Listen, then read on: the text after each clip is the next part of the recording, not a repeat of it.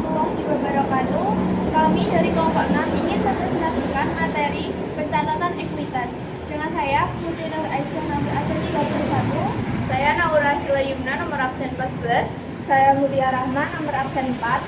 Saya Nita Damayati nomor absen 21. Langsung saja kita masuk ke materinya.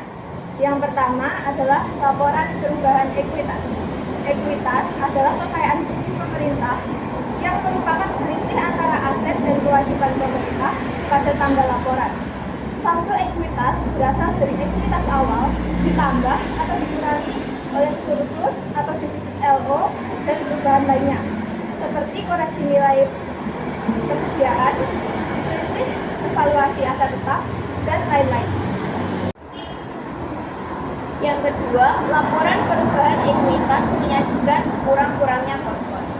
A. Ekuitas awal, yaitu ekuitas yang berasal dari akhir tahun sebelumnya yang diperoleh dari laporan perubahan ekuitas tahun sebelumnya.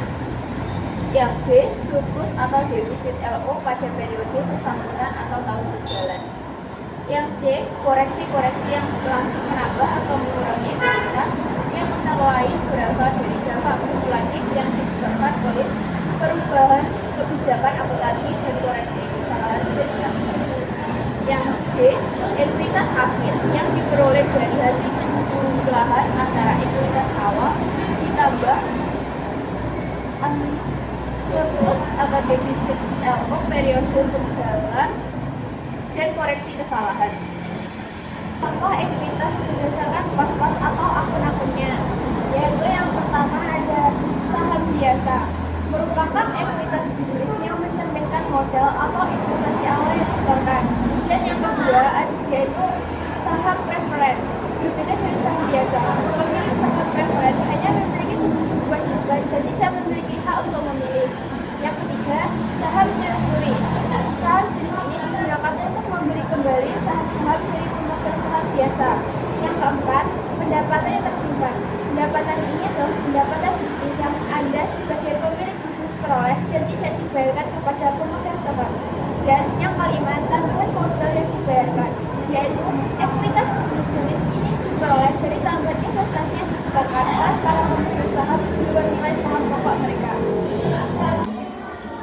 Yang keempat, ada jenis-jenis ekuitas.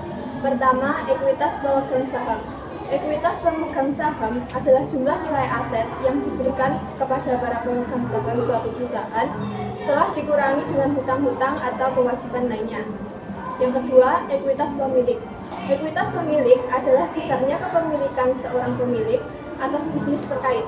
Ekuitas pemilik biasanya berlaku untuk bisnis kecil. Perhitungan ekuitas pemilik serupa dengan ekuitas pemegang saham, yakni besarnya aset dikurangi nilai kewajiban bisnis tersebut. Yang kedua, laba tidak dibagi atau retained earning. Laba tidak dibagi atau saldo laba ditahan adalah kumpulan laba dari tahun-tahun sebelumnya yang tidak dibagi sebagai dividen. Yang ketiga, modal penilaian kembali.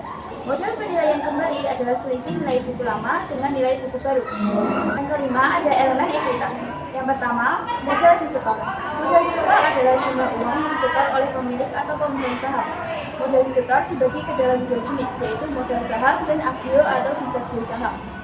Yang kedua, laba tidak dibagi. Laba tidak dibagi atau saldo laba ditahan adalah kumpulan laba dari tahun-tahun sebelumnya yang tidak dibagi sebagai dividen. Yang ketiga, modal penilaian kembali. Modal penilaian kembali adalah selisih nilai buku lama dengan nilai buku baru. Yang keempat, ada modal sumbangan. Modal sumbangan adalah modal yang diperoleh perusahaan karena memperoleh aset yang berasal dari sumbangan. Yang kelima, modal lain-lain. Contoh modal lain-lain adalah modal dari cadangan pelunasan obligasi dan lain sebagainya yang tidak dikategorikan dalam 4 kategori di atas. Yang keenam, ada ekuitas sal. Ekuitas sal digunakan untuk mencatat akun perantara dalam rangka penyusunan laporan realisasi anggaran dan laporan perubahan sal yang mencakup antara lain estimasi pendapatan, estimasi penerimaan pembiayaan, apropriasi belanja, apropriasi pengeluaran pembiayaan, dan estimasi perubahan sal, surplus atau defisit LRA. Selanjutnya yang ketujuh, pengakuan pembiayaan. Yang pertama yaitu penerimaan pembiayaan diakui pada saat diterima pada rekening kas umum daerah. Yang kedua, Pengeluaran pembiayaan diakui pada saat dikeluarkan dari rekening kas umum daerah. Yang kedelapan adalah pengukuran pembiayaan.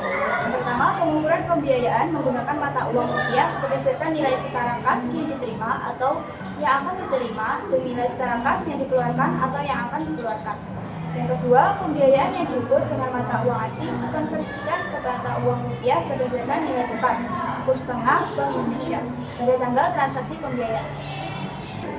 Sekian presentasi dari kelompok kami. Bila ada kurang lebihnya kami mohon maaf. Wassalamualaikum warahmatullahi wabarakatuh.